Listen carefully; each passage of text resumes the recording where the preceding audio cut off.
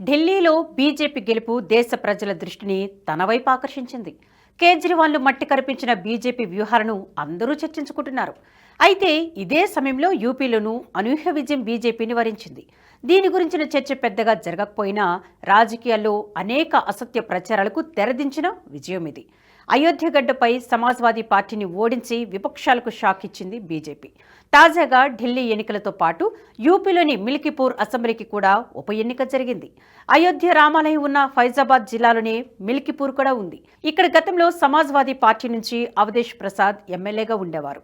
లోక్సభ ఎన్నికలో ఆయనకే Samajwadi party ticket ఇచ్చింది. గత ఎన్నికలో ఆయన ఫైజాబాద్ నుంచి ఎంపీగా ఎన్నికయ్యారు. దీంతో ఆయన మిల్కీపూర్ అసెంబ్లీ నియోజకవర్గానికి రాజీనామా చేశారు. దీంతో ఆ స్థానం ఖాళీ అయింది. అక్కడి నుంచి ఆయన కుమారుడు అజిత్ ప్రసాద్ సమాజ్వాదీ పార్టీ అభ్యర్థిగా బరిలోకి దిగారు. బీజేపీ నుంచి చంద్రభాను పాస్వాన్ పోటీలో ఉన్నారు. ఢిల్లీ ఎన్నికలతో పాటే ఈ నియోజకవర్గానికి ఎన్నికలు జరిగాయి. తాజాగా వెలువడిన ఫలితాల్లో అనూహ్యంగా చంద్రభాను పాస్వాన్ విజయం సాధించారు. అది కూడా 61,000 ఓట్లతో విజయం సాధించి అజిత్ ప్రసాద్ను మట్టి కరిపించారు. ఈ ఒక్క విజయం బీజేపీకి భారీ ఊరటనిచ్చింది. మిల్కీపూర్ అసెంబ్లీ నియోజకవర్గం ఒక రకంగా సమాజ్వాదీ పార్టీకి కంచుకోటనే చెప్పుకోవాలి. అక్కడ గతంలో అనేక సార్లు సమాజ్వాదీ పార్టీనే గెలుపొందింది. 1996 నుంచి 2004 వరకు వరుసగా 4 సార్లు ఎస్పీ ఈ స్థానంలో గెలుపొందింది. ఆ తర్వాత ఓసారి బీఎస్పీ గెలవగా బీజేపీ ఓసారి గెలుపొందింది. 2022 ఎన్నికల్లో మళ్లీ ఈ స్థానాన్ని సమాజ్వాదీ పార్టీనే కైవసం చేసుకుంది. మిల్కీపూర్ ఎస్పీకి కంచుకోట లాంటిది. అక్కడ బీజేపీ గెలవడం కాస్తంత కష్టమే. అయినా కూడా 61,000 భారీ మెజార్టీతో గెలుపొందింది. దీన్ని బట్టే అక్కడి ప్రజల ఆలోచన సరళిలో ఎంత మార్పు వచ్చిందో అర్థం చేసుకోవచ్చు. నిజానికి లోక్సభ ఎన్నికలో ఫైజాబాద్ నుంచి ఎస్పీ గెలుపొందింది. అయోధ్య రామాలయం ప్రారంభించిన తర్వాత ఈ స్థానాన్ని బీజేపీ కోల్పోవడంతో అనేక విమర్శలు వచ్చాయి. ఈ స్థానంలోని ప్రజలు ఎందుకు ఓటు వేయలేకపోయారనే విశ్లేషణలు వినిపించాయి. దీనికి తోడు రాహుల్ గాంధీ అయితే అయోధ్యని టార్గెట్గా చేసుకుని కమలం పార్టీని విమర్శించారు. ఎక్కడి నుంచైతే బీజేపీ ఎదిగిందో, ఎక్కడి నుంచైతే రామమందిర ఉద్యమం మొదలైందో అక్కడి నుంచే కమలం పార్టీ పతనానికి నాంది పలికామని రాహుల్ గాంధీ పేర్కొన్నారు. బీజేపీకి ఇక ఓటమి తప్పదని, రాముడి సమక్షంలోనే దీన్ని నిరూపించామని అన్నారు. బీజేపీ చేస్తున్న మతతత్వ రాజకీయాలను అయోధ్య ప్రజలు తిప్పికొట్టారని విమర్శించారు. అది కూడా పార్లమెంటు వేదికగా ఈ మాటలన్నారు. సమావేశాలు జరుగుతున్నంతసేపు అవధేష్ ప్రసాద్ను తమ పక్కన కూర్చోబెట్టుకోవడం ద్వారా సింబాలిక్ మెసేజ్ ఇవ్వడానికి రాహుల్ గాంధీ ప్రయత్నించారు. నిజానికి బీజేపీ ఎప్పుడూ మత రాజకీయాలకు పాల్పడలేదు. రామ మందిరం ఉద్యమం ద్వారా ఆ పార్టీ 4 రాష్ట్రాల్లో అధికారం కోల్పోయింది కూడా. 1992లో బాబ్రీ కట్టడాన్ని కరసేవకులు కూల్చివేశారు. డిసెంబర్ 6వ తేదీన ఈ ఘటన జరిగింది. లక్షలాది మంది కరసేవకులు భారీ బహిరంగ సభకు హాజరైన తర్వాత ఈ ఘటన జరిగింది. అయితే ఈ ఘటన జరిగిన సమయంలో యూపీలో బీజేపీ ప్రభుత్వం అధికారంలో ఉండేది. ఘటనకు యూపీ సీఎం కళ్యాణ్ సింగ్ను బాధ్యుడిని చేస్తూ అక్కడి ప్రభుత్వాన్ని డిస్మిస్ చేసి రాష్ట్రపతి పాలనను విధించింది నాటి కాంగ్రెస్ ప్రభుత్వం. ఆ తర్వాత సరిగ్గా 9 రోజులకే హిమాచల్ ప్రదేశ్, రాజస్థాన్, మధ్యప్రదేశ్లో అధికారంలో ఉన్న బీజేపీ ప్రభుత్వాలను కాంగ్రెస్ ప్రభుత్వం డిస్మిస్ చేసింది. దీనికి కూడా బాబ్రీ మసీదునే కారణంగా చూపింది కాంగ్రెస్ ప్రభుత్వం.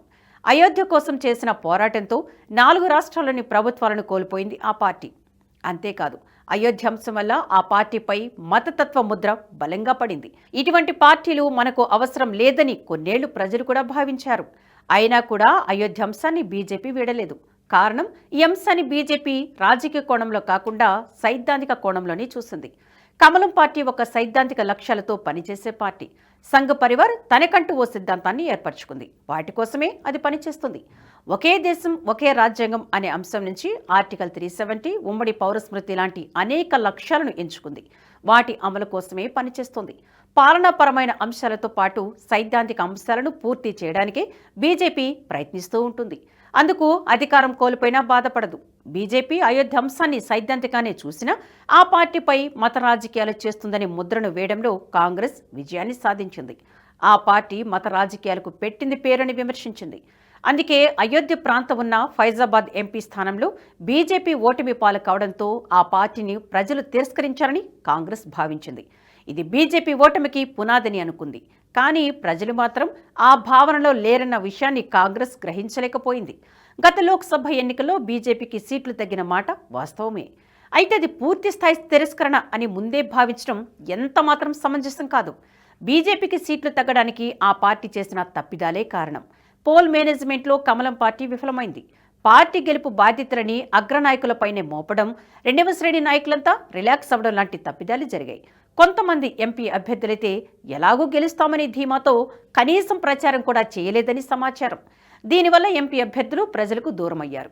ఫలితంగా యూపీలోనే భారీగా సీట్లు కోల్పోయింది బీజేపీ. ఇతర రాష్ట్రాల్లోనూ కమలం పార్టీకి సీట్లు తగ్గాయి. అందులో భాగంగానే ఫైజాబాద్ సీట్ను కూడా కోల్పోయింది. ఈ ఓటమి ద్వారా బీజేపీలోనే కాకుండా స్థానిక ప్రజలను సింపతి ఏర్పడినట్లు సమాచారం. లోక్సభలో ఫైజాబాద్ ఎంపీ సీటును బీజేపీ కోల్పోవడంపై తీవ్ర చర్చ జరగడంతో ఆ జిల్లాలో తీవ్ర చర్చ జరిగింది. అనవసరంగా బీజేపీని ఓడించామా అన్న భావన కలిగినట్లు తెలుస్తోంది. అందులోనూ అయోధ్య రామాలయం ప్రారంభమైనప్పుడు అక్కడ ఎకానమీ డెవలప్ కావడానికి సమయం కావాలి. దీనికి కనీసం ఏడాది సమయం తప్పనిసరి. ఈ ఏడాదిలో అయోధ్యతో పాటు చుట్టుపక్కల కూడా ఎకానమీ డెవలప్ అవడం, తద్వారా స్థానిక ప్రజలకు మేలు జరగడాన్ని ప్రజలు గమనించారు. తమకు బీజేపీ మేలు చేసిందనే భావనకొచ్చారు. ఈ కారణంగానే మిల్కీపూర్ అసెంబ్లీ నియోజకవర్గంలో కమలం పార్టీ గెలుపొందిందంటున్నారు విశ్లేషకులు. ఈ సీటు సమాజ్వాదీ పార్టీ కంచుకోట. అక్కడ అనేక సార్లు ఆ పార్టీ అభ్యర్థులే గెలుపొందారు. అందులోనూ ఇది ఎస్సీ రిజర్వ్డ్ నియోజకవర్గం. ఈ ఎన్నిక జరుగుతున్న సమయంలోనే ఓ దళిత బాలిక హత్య జరిగింది. ఈ ఘటనను ఆధారంగా చేసుకుని మిల్కీపూర్ నియోజకవర్గంలో తన కుమారుని గెలిపించుకోవచ్చని భావించారు. అందుకే మొసలి కన్నీళ్లు కార్చారు.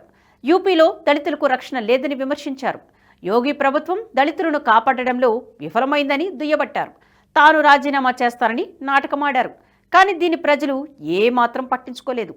మిల్కీపూర్ అసెంబ్లీలో బీజేపీని భారీ మెజార్టీతో గెలిపించారు. అందుకే మిల్కీపూర్ అసెంబ్లీ నియోజకవర్గం ఒకటే దేశ రాజకీయాల్లో వచ్చిన అనేక విమర్శలకు సమాధానంగా నిలిచింది.